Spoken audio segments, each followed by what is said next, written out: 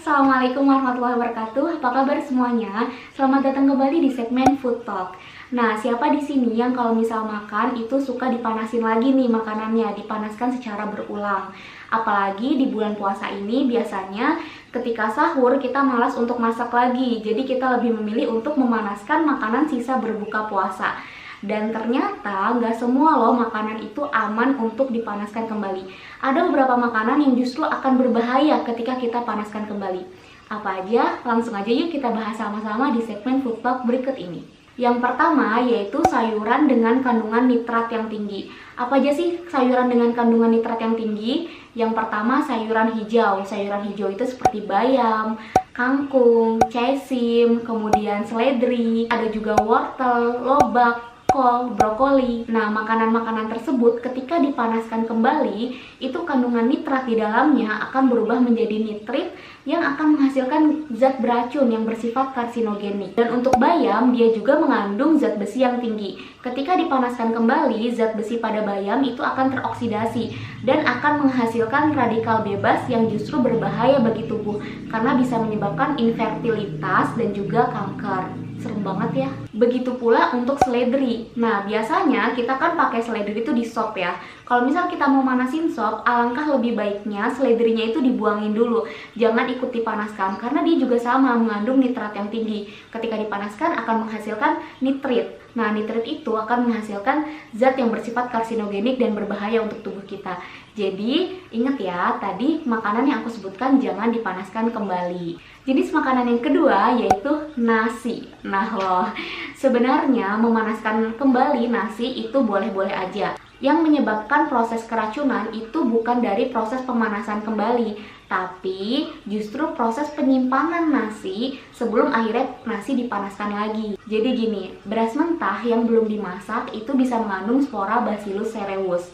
Nah, ketika nasi dimasak, kemudian didinginkan dan didiamkan pada suhu ruang, nah itulah yang menyebabkan bakteri tersebut berkembang biak dan menghasilkan racun yang menyebabkan keracunan makanan. Semakin lama nasi dibiarkan pada suhu ruang sebelum dipanaskan kembali, itu akan semakin banyak racun yang dihasilkan oleh bakteri tersebut. Dan jika dipanaskan kembali, bakteri tersebut tidak akan mati karena dia sifatnya tahan panas. Jadi sarannya jangan dibiarkan nasi itu dingin dan dalam keadaan terbuka pada suhu ruang lebih dari 1 jam.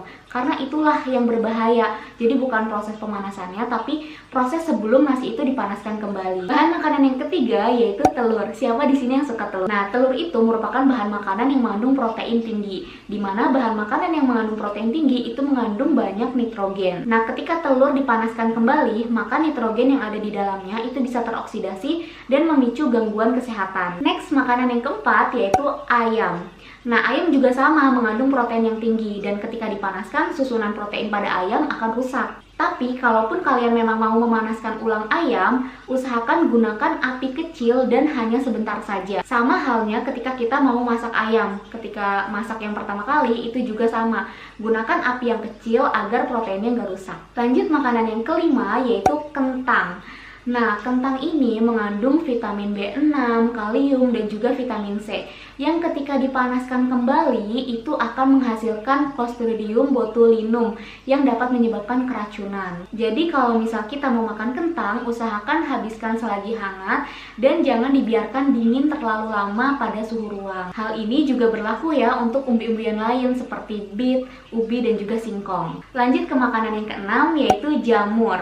Nah, usahakan ketika kita memasak jamur, masaklah seperlunya, jadi bisa langsung habis. Menyimpan dan menghangatkannya kembali itu bisa membuat jamur menjadi toksik, karena jamur itu mengandung protein dan mineral yang tinggi. Jadi ketika dipanaskan kembali, itu dapat merusak struktur dari protein tersebut. Selain itu, jamur yang dipanaskan berulang itu akan menghasilkan racun yang mengandung nitrogen teroksidasi dan juga radikal bebas yang berbahaya bagi kesehatan. Tapi kalau misal kita terpaksa banget nih masak jamur terus nggak langsung habis, kalian simpan pada wadah tertutup dan makanlah ketika dingin aja gitu, jadi nggak usah dipanasin lagi. Nah, itulah tadi ke-6 jenis makanan yang justru akan menimbulkan bahaya ketika kita panaskan kembali. Nggak semua jenis makanan berbahaya kok kalau misal kita panasin lagi. Tapi ingat, jangan langsung masukkan makanan hangat ke kulkas.